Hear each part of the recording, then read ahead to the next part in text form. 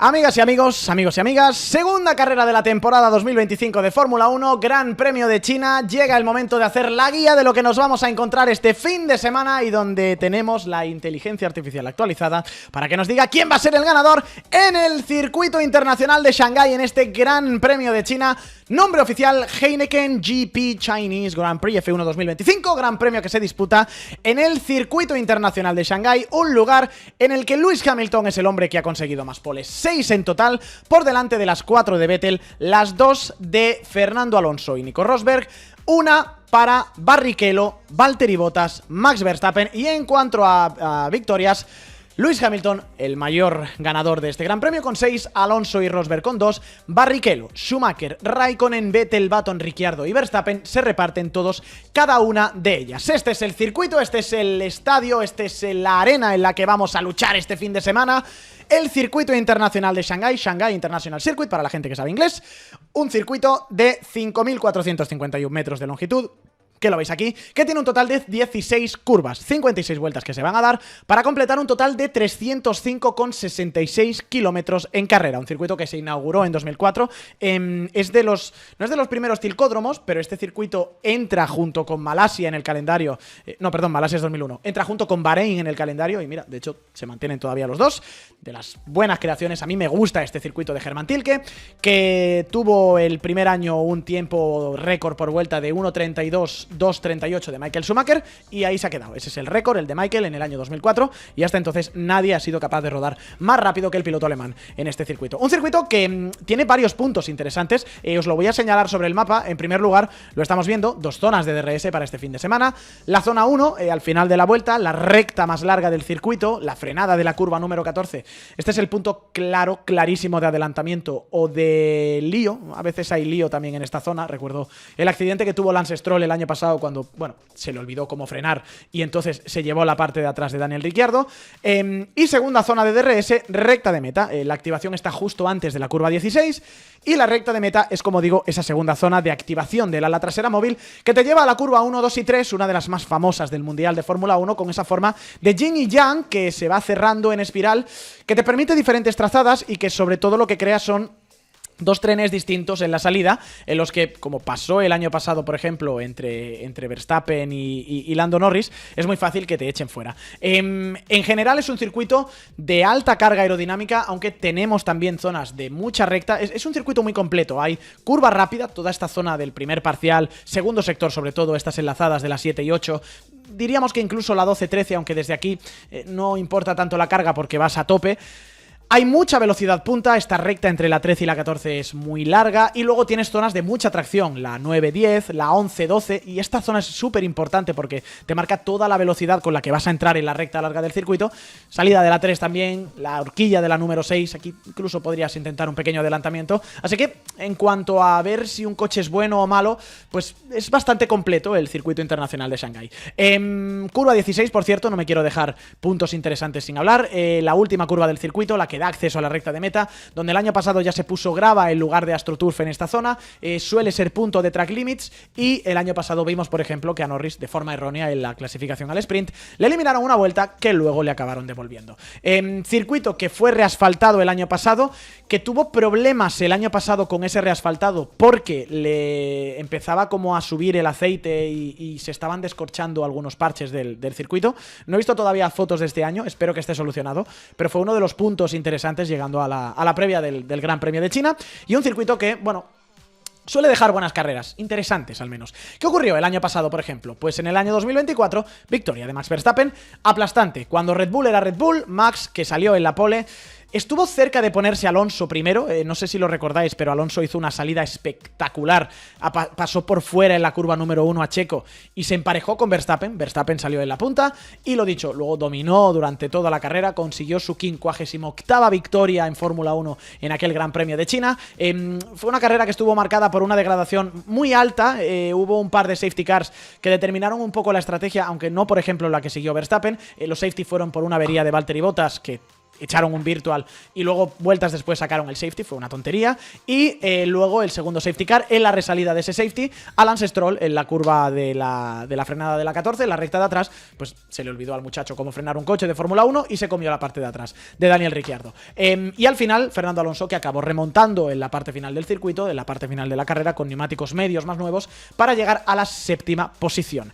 Estadísticas técnicas del circuito. Bueno, la estrategia que tuvimos el año pasado, lo que os decía, mucha degradación, y lo que vimos fue mucha importancia del neumático duro. Todo el mundo se sacó de encima en cuanto pudo el neumático medio, degradaba bastante, 2 stints con la goma dura. Veis aquí, por ejemplo, que Verstappen para en la 13 y luego en la 23, él para antes del safety car, la 22-23 sale el virtual y luego el safety, y aquí aprovecha todo el mundo para quitarse el neumático que tuviera y llegar hasta el final.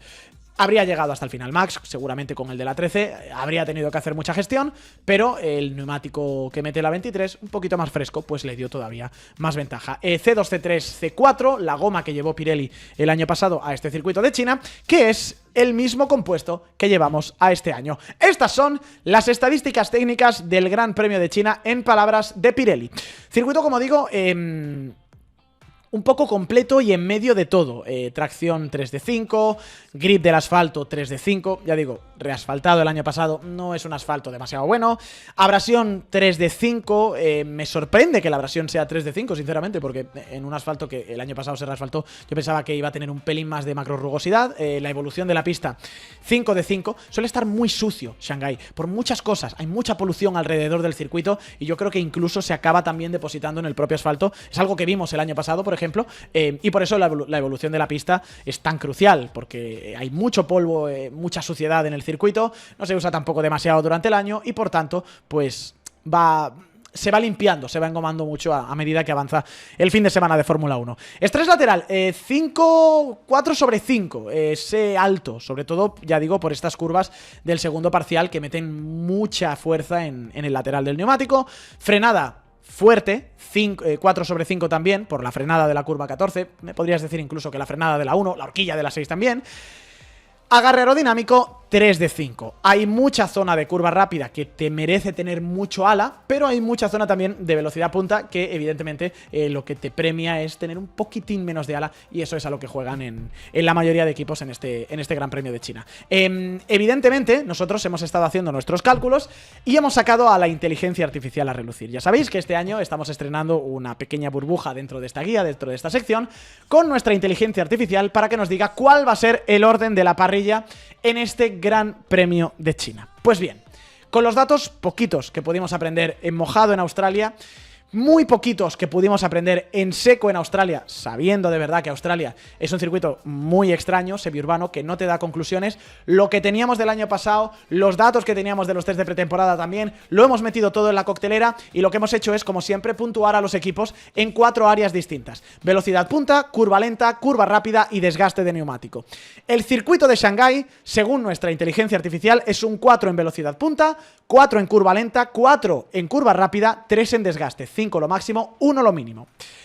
Y con eso en mente, la inteligencia artificial de soymotor.com predice que el orden de la parrilla para este fin de semana va a ser el siguiente. Evidentemente, McLaren en la primera posición, Ferrari segunda fuerza, pese a lo que vimos en Australia, Ferrari lo pone segunda fuerza, Red Bull tercer equipo, cuarto Mercedes, Williams quinto equipo, sexto Alpine, séptimo Aston Martin, octavo Racing Bulls, Haas novena fuerza, peor equipo, el equipo Sauber, que es evidentemente el que peores sensaciones dio en pretemporada. Y aunque, oye, tuvimos a una Sauber pescando en río revuelto en el Gran Premio de Australia, eso no es la realidad.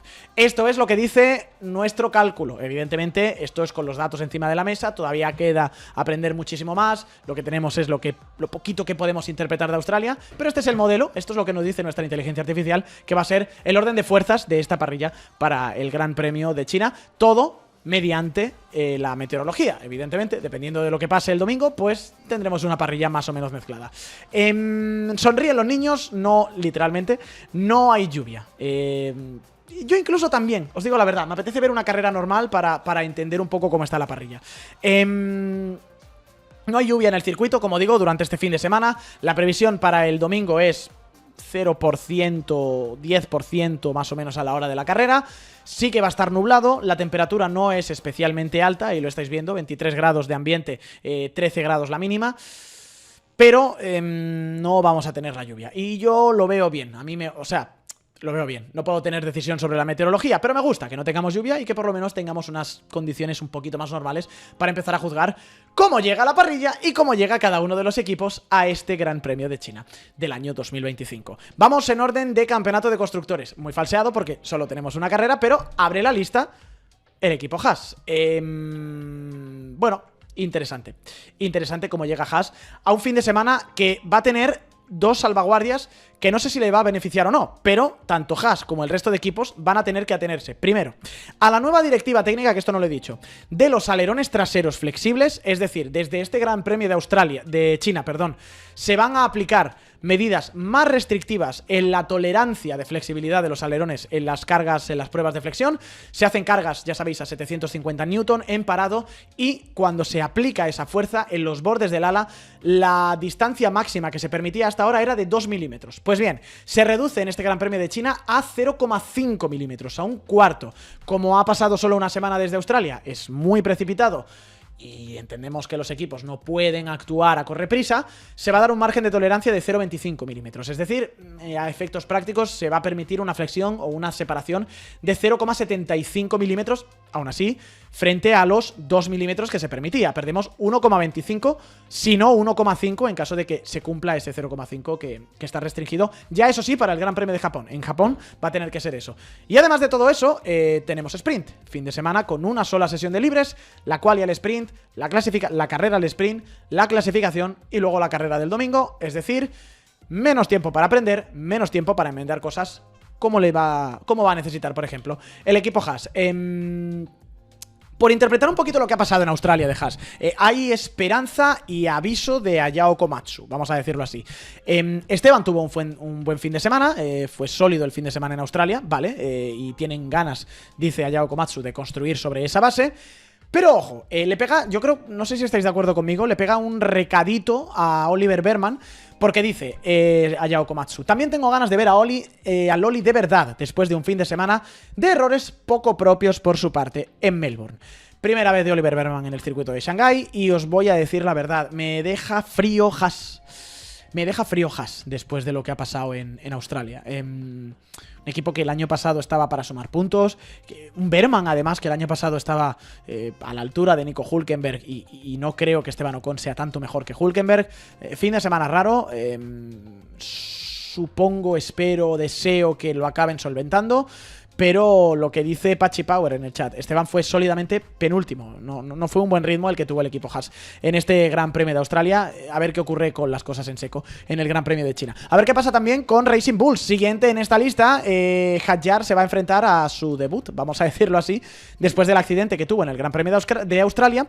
Y hay lío en casa Red Bull, ¿vale? Porque Helmut Marko, si recordáis, dio unas declaraciones un tanto polémicas. ¡Wow! Helmut Marko dio declaraciones polémicas, diciendo que a Isaac Hadjar, pues, no pudo contener las lágrimas y poco menos que montó un espectáculo. Decía Marko algo así como que fue un poquito vergonzante ver a Hadjar llorar tanto.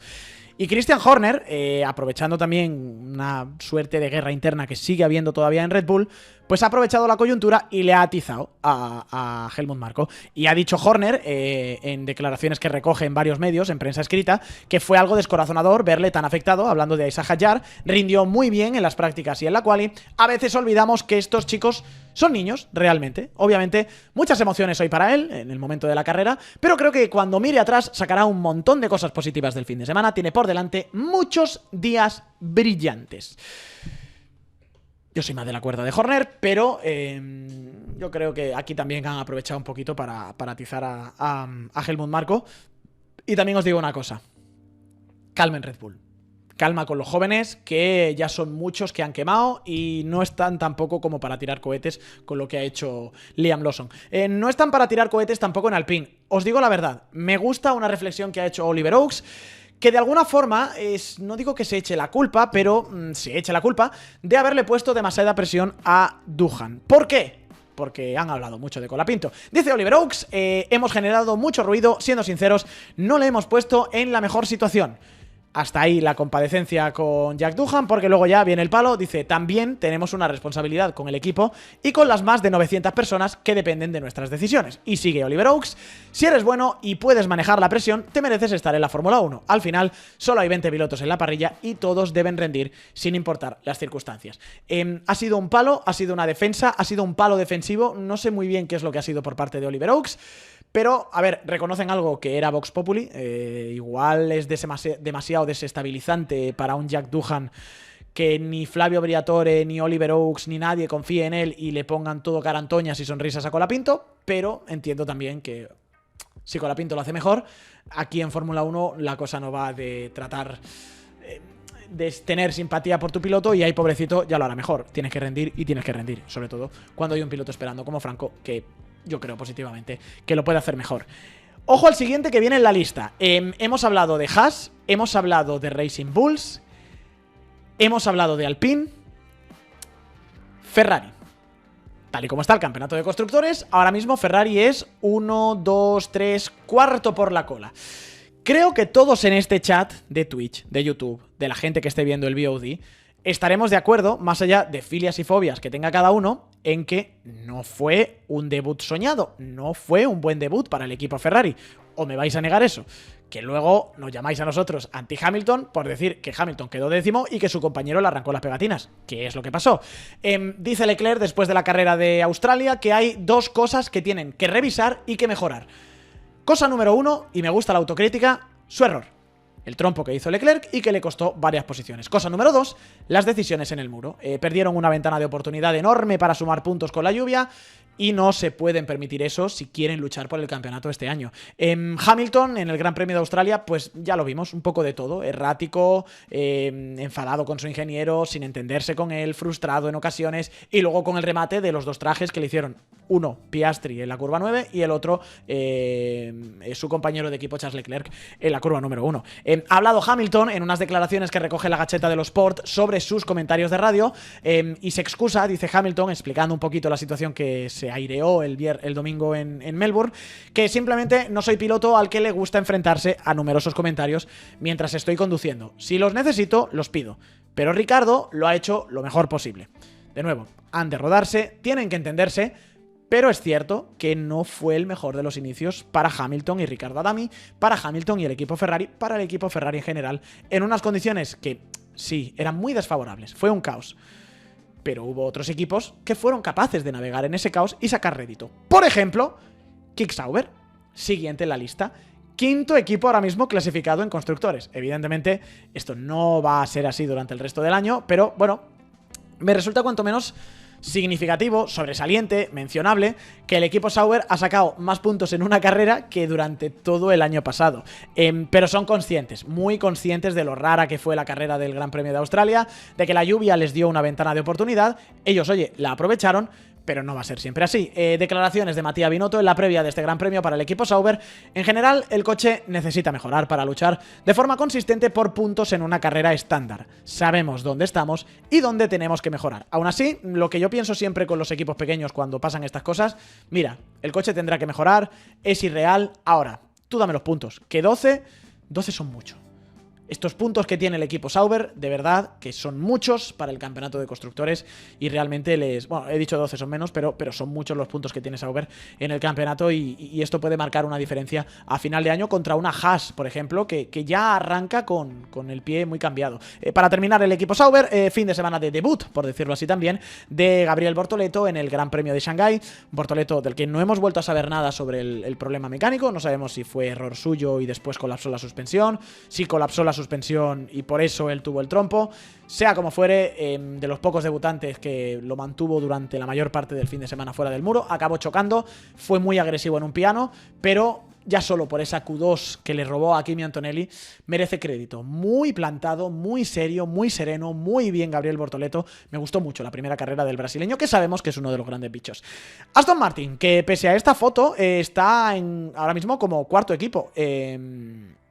O sea, perdón, como quinto equipo. Séptimo equipo en el orden de la parrilla. Pero os voy a decir que con ánimos.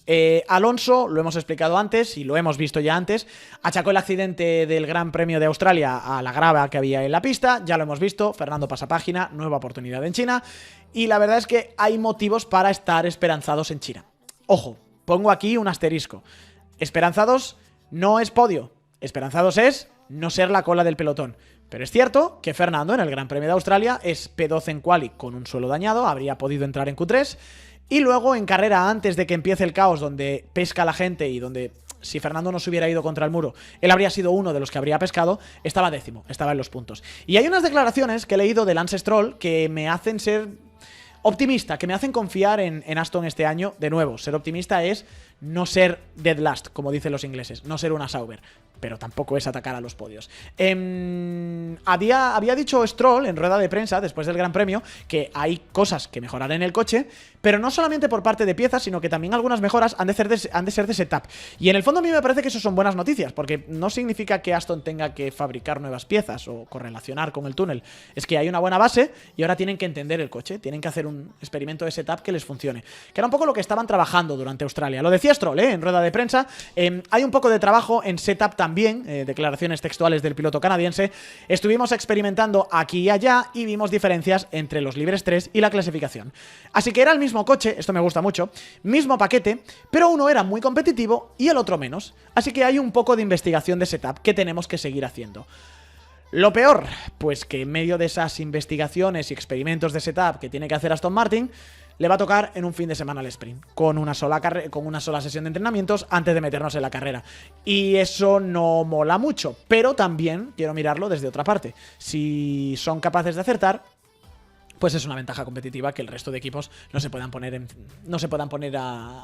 a punto, no puedan ponerse en marcha con una sola sesión de libres, aunque evidentemente ya tenemos la regla de que se abre el parque cerrado y poquitas cosas que aprendas en la sprint, que no descarto que Aston lo use como experimento, al menos sabiendo lo que le gustan a Fernando, se puede aplicar luego para la carrera larga, que es la que da el grueso de puntos. Seguimos avanzando en la lista, vaya tela, el equipo Williams, perdón, las dos fotos que he puesto juntas, pero sí, doble abandono de hispanohablantes en este Gran Premio, Fernando fuera, Carlos fuera, no fue el debut soñado para Carlos Sainz con Williams, sí fue un debut bastante soñado para el equipo Williams en particular.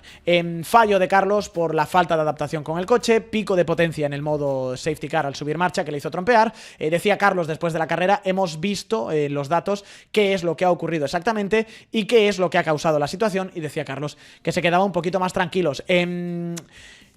Ha habido un poquito de malentendido, quiero aclarar aquí, porque parece que estamos justificando y defendiendo a ultranza a Carlos cuando no es así. Lo que ha ocurrido es una circunstancia del coche que Carlos desconocía, que induce al accidente, que induce al error. Entendamos algo, Carlos ni estaba arriesgando, ni iba apretando fuerte, ni en una vuelta rápida, era detrás del safety car. Un piloto de Fórmula 1, no Carlos Sainz, Yuji Ide, cualquier piloto de Fórmula 1 no es tan manazas como para chocarse por su culpa detrás de un coche de seguridad. Cuando incluso Hadjar en la salida, en la vuelta de formación, cuando te chocas en estas circunstancias es porque tienen tantos parámetros, tantas cosas, son tan difíciles estos coches que hay algo imprevisto, que en este caso Carlos no conocía, que era el pico de potencia que da el modo safety car cuando subes de marcha, que te hace perder el control. Es algo inesperado, es algo que no tienen registrado en su disco duro y te pilla de sorpresa, y estos coches bajo safety car o en vuelta de formación o lo que sea van tan rápido que perder el coche es perder el coche, irte contra el muro. Entonces, por favor, no ataquemos, no es un manazas, no se le ha olvidado conducir. Son muchas las cosas que tiene que aprender y es un error, es un fallo, es una circunstancia muy costosa porque le ocurre en la última curva en un lugar donde está el muro y hace un trompo a muy poca velocidad que le acaba rompiendo el coche. A partir de ahí, mucho optimismo para el equipo Williams este año. Creo que se me ha venido un poquito arriba James Bowles. Podios, dice, siempre se puede soñar con ello. Lo que puedo prometer es que vamos a darlo absolutamente todo para conseguirlo en los próximos años, no solo en esta temporada. Y ha hablado James Bowles también de la lucha con Ferrari y ha dicho, oye, cuando se equivoquen, podemos luchar con ellos. Hay que tener los pies en el suelo, yo creo, sin embargo, con Williams. Sabemos que China no va a ser el Mermur, pero los puntos de Albon ahí están y son importantísimos porque, primero, es abrir distancia contra la zona media, ya son otros puntos que te acabas asegurando, es mucho dinero a final de año en constructores y, sobre todo, lo que hemos visto es un Williams rápido en tanda corta, rápido en tanda larga, rápido en seco, rápido en mojado, fácil relativamente de conducir, al menos para Alex Albon y para Carlos, hasta que luego ya había que buscar la última milésima. Es una base muy buena. Y yo, ya os digo, chicos, no tengo ninguna duda de que Carlos va a ser más rápido que Albon durante esta temporada. Igual que no tengo duda tampoco de que este señor pues va a ser muy rápido respecto a su compañero de equipo, Liam Lawson. No sé si lo suficientemente rápido como para atacar a los McLaren, porque dice el propio Verstappen que tienen trabajo, tienen mucho trabajo en Red Bull y la magia no es infinita. No pueden depender 100% siempre y en todo momento de las manos de Verstappen.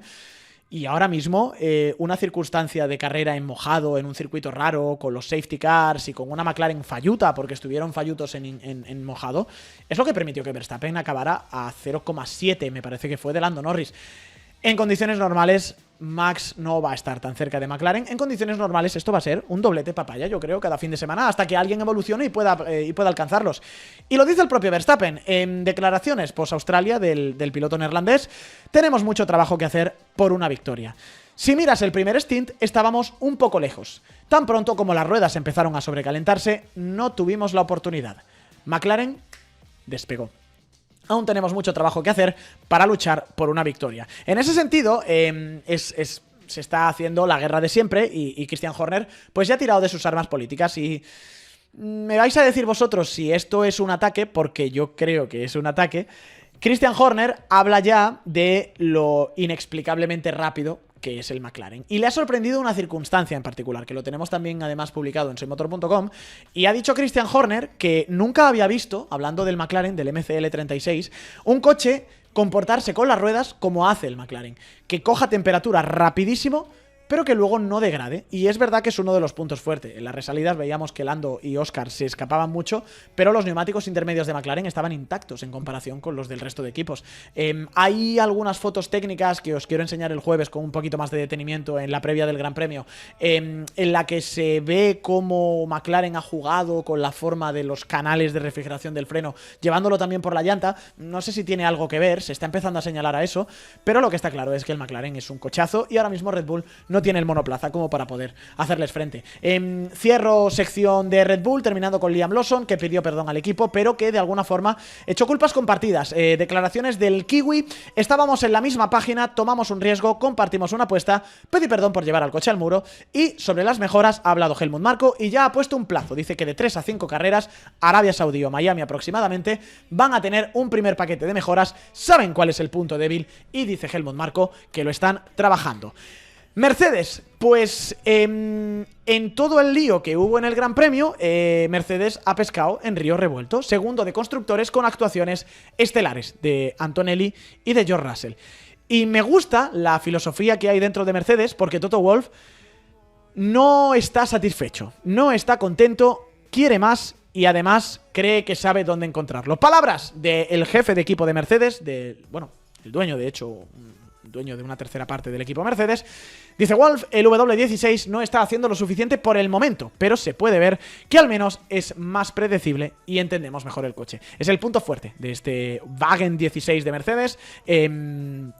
Es un coche estable y ahora lo que tienen que hacer en Mercedes es hacerlo rápido. Declaraciones de Wolff: ya tenemos un coche que es estable, algo que no pasaba con el anterior modelo, y desde aquí está muy claro lo que tenemos que hacer: sacar más rendimiento. A una vuelta parecemos sólidos y creo que la distancia se ha reducido mucho y en la tanda larga también, así que solo tenemos que entenderlo. Tengo muchas ganas de ver otra vez el enfrentamiento Antonelli-Russell. Quiero ver a un Antonelli más sólido en clasificación, por favor, para no tirar de épica y de remontada, y verle en seco. La carrera de Australia fue en condiciones mixtas, la mayoría del rodaje mojado.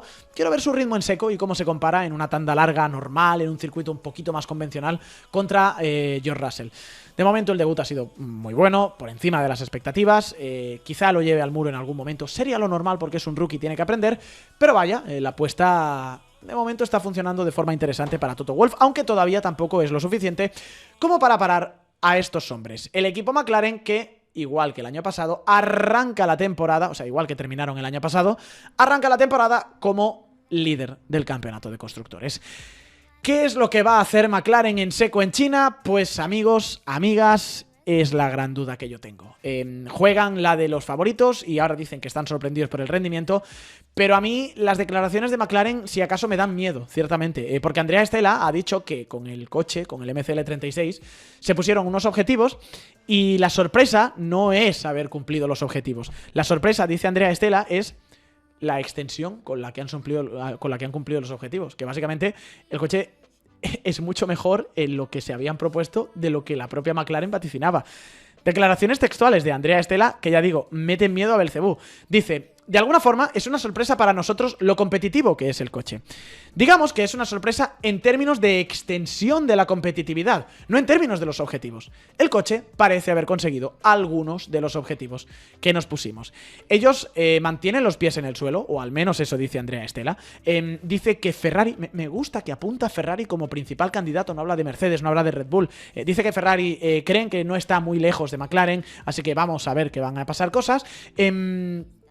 Pero, aunque eviten esa vitola de favoritos, evidentemente todo el mundo tiene la sensación con McLaren de que es la nueva Red Bull. Orange is the new Red Bull, lo que dice Isaac Campos en el chat. Y que pueden tener una temporada de dominio como la que tuvo quizá Red Bull en el año 2023. Yo espero, deseo y además creo que no, por cómo va a ser este año. Y además, os digo una cosa, si eso ocurriera, creo que no sería tan mala noticia porque Piastri y Norris están muy cerca. A mí el último Gran Premio me ha dejado claro que hay errorcitos por parte de los dos, pero hay velocidad por parte de los dos y eso me deja una lucha bastante equilibrada. Y en general es una pedrada que he tenido siempre. A mí me ha gustado más cuando he visto lucha interna en un equipo entre compañeros que cuando he visto luchas de diferentes equipos. Otra cosa es que les dejen correr. Ya tuvimos la primera Papaya Rule en Australia. Yo espero que fuera verdad esa excusa de que no era por los doblados, por no arriesgar y salir fuera de línea, y que en China, en seco, mientras confíen y mientras Norris y Piastri devuelvan esa confianza y no rompan el coche, les dejen correr. Pero como digo, sobrevuela esa sensación en el paddock de McLaren está delante. Está tan delante que incluso podría parar ya el desarrollo de este coche y centrarse en el 26. Y eso es algo que Russell le dijo a Norris. Y es algo que a Norris no le ha sentado bien. Ha habido pequeño cruce de declaraciones entre ambos. Russell, dijo en rueda de prensa que con la ventaja que tiene McLaren este año ya se pueden centrar en 2026, ya hablando de Gran Premio de Australia, y no perderían la punta de la tabla este año. Lando Norris, pues ha dicho, te has flipado, y le ha respondido que esa no es la mentalidad. Él sigue manteniendo la presión y dice que si te relajas, te comen. Todo eso y mucho más será lo que veamos, como digo, en el Gran Premio de China, que va a arrancar con estos horarios. Ya sabéis, podéis seguir la carrera y todas las sesiones en directo de forma gratuita en soymotor.com, en sus canales de Twitch y de YouTube, además de la página web. Nuestra retransmisión arrancará a las 4:15 del viernes 21 de marzo, 4:15 de la mañana, la previa de Libres 1. La sesión arranca a las 4:30. Única sesión de entrenamientos. Hay que verla, chicos, porque lo siguiente va a ser la clasificación al sprint en un horario amable para el viernes. 8:30 de la mañana la clasificación, 8:15 arrancamos nuestro directo con la previa. El sprint, la primera carrera del fin de semana, a las 4 de la mañana, 3:30 arrancamos nuestra previa. Quali a las 8 de la mañana, 7:30 arrancamos con la previa. La carrera a las 8 de la mañana, 7 la previa en los canales de Twitch y de YouTube de soymotor.com. Amigos, llega la segunda ronda del Campeonato del Mundo, momento de ver qué ocurre en seco, momento de echarnos las manos a la cabeza con el rendimiento de McLaren o de seguir sorprendiéndonos en una temporada que, si acaso después de Australia, nos genera todavía más hype y más dudas.